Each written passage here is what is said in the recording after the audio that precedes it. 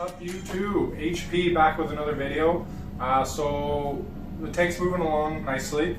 I have the rock right here curing. I'm actually just going to switch it over to another vat today, and we're going to add some salt and check the salinity. I was watching a video by Dr. Tim, and he said if you have it at 1.015, the bacteria will stay alive for salt water. And I've been talking to a lot of people who say freshwater and saltwater, the bacteria, it's pretty close to the same. But this rock's been in this vat for about a week or so now. I'm thinking some stuff is leached out of it. I looked at the water, it looks a little scummy, so I just want to switch it out either way. And I figure why not add a little bit of salt. So I thought I would bring you guys along and show you how it's done. This is more for people who've never done this kind of stuff before, right? I know when I started out in the hobby, I watched a lot of YouTube videos to gain a lot of knowledge on this kind of stuff, and then I did a lot of research online. You should definitely do a lot of research, do a lot of reading, watch a lot of videos. Don't just jump into this hobby thinking you're going to wing it like a freshwater tank, because I mean you might have good results, but more than likely you're probably going to be disappointed. So yeah, without further ado, let's get right into it. Yeah, hope you guys enjoy. Okay, so for this process, we are using RODI water that I have made myself upstairs. I have an RO unit. You can check one of my old videos if you want to see me making water. But there's lots of videos on YouTube on how to make water. I bought the RO Buddy with the DI cartridge. It's pretty cheap and it's been doing pretty well. It's not as, I don't know what the word is, it's not as efficient as some of the other ones.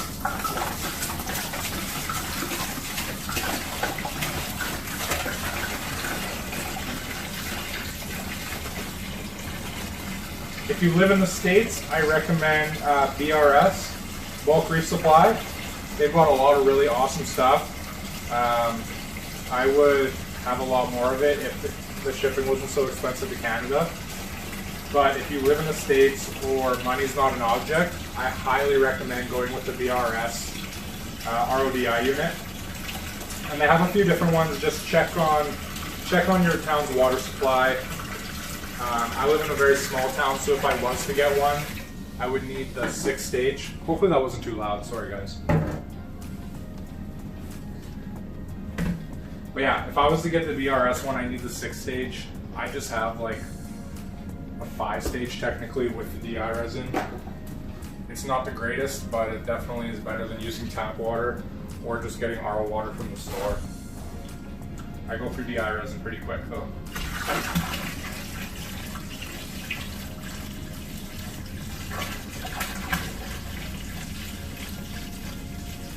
Okay, I think that's enough. I think that should be enough water.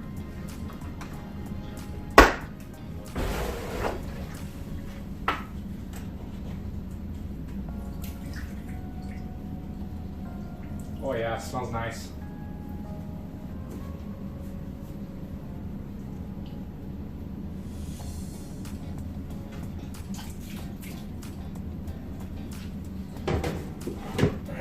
So yeah, while you're doing this, your rock is going to definitely have a smell because you have all these organisms dying on them.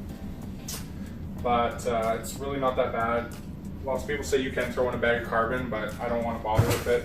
I just have this in my basement. I do all this, I check in everything when my wife's not around. I am going to check for ammonia on that one, just because I'm very curious. Oh yeah, I can already see it changing color. So for anyone who's curious, I shaved my beard.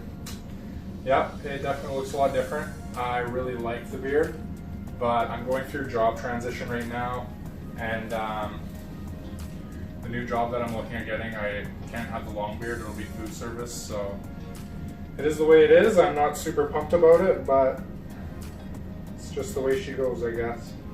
Okay, so it looks like so far there's one part per million ammonia. It's probably going to keep going up, but I'm not even going to bother watching it because I figured there'd be ammonia in there, but I just wanted to check just out of curiosity. So yeah, I'm going to throw some salt in here. I'm going to give her a mix, and then I'll get back to you in a second. Okay, so I got the water mixed up. Now you can put a heater in this if you want to, but you don't have to. Lots of people, when they're curing rock, I've seen that they don't add a heater. I'm not going to bother, to be honest. I was going for 1.015 salinity, and I pretty much made ocean water. I think it's like 1.023 or 24 that I ended up with, but that's okay. I have a new bucket of salt upstairs, so that's why I'm not too worried about doing this. But yeah, let's get everything moved over. So after all said and done here, I am also going to test this water for nitrate and phosphate. The nitrate, I might not even test for, to be completely honest, because there was ammonia, so there shouldn't really be any nitrate. But the main reason I'm doing this is because I don't want the rocks to leach any nitrate or phosphate into the new aquarium, mainly being phosphate. So when you're transferring the rocks, you want to dip and pull over and over a few times just to knock off any loose debris. This rock looks pretty, well, no, it's not that clean. It looks better than it did though.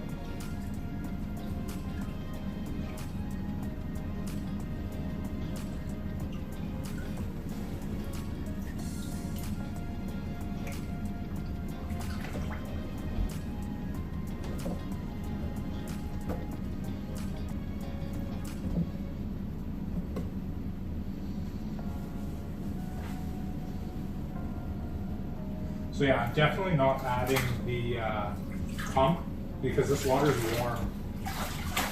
It's not hot, but it's warmer than the other water, that's for sure.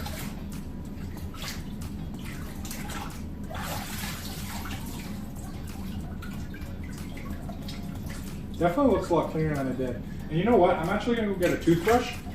So another way you can speed this process up is by manually getting off some of the algae. So that's actually what I'm going to do. I'm going to go grab my toothbrush and I'm going to brush these rocks. Okay, so what you're going to do is you're just going to grab your toothbrush that you brush your teeth with and just grab the rock and give it a clean. No, I'm just kidding. This is just for the fish tank. Don't use your toothbrush that you clean your teeth with. That would be disgusting. So I tried to zoom you guys in a bit here. Hopefully you can see if it's making a difference. Oh yeah, I think it is. So we're just going to give this rock a quick scrub and then I'll get back to you guys. Okay, so we've got everything switched over to this new container. Just going to give her a plug. There we go. She's moving water now. So yeah, it's gonna get back up to temperature. I don't know what that temperature is honestly, and I don't have a digital thermometer, so I'm not gonna bother checking it, but feels fairly warm, which is good. Good for bacteria and everything. But yeah, so I'm just gonna check the parameters of that old water, see what there is for phosphate and whatnot, and I'll get back to you in a second.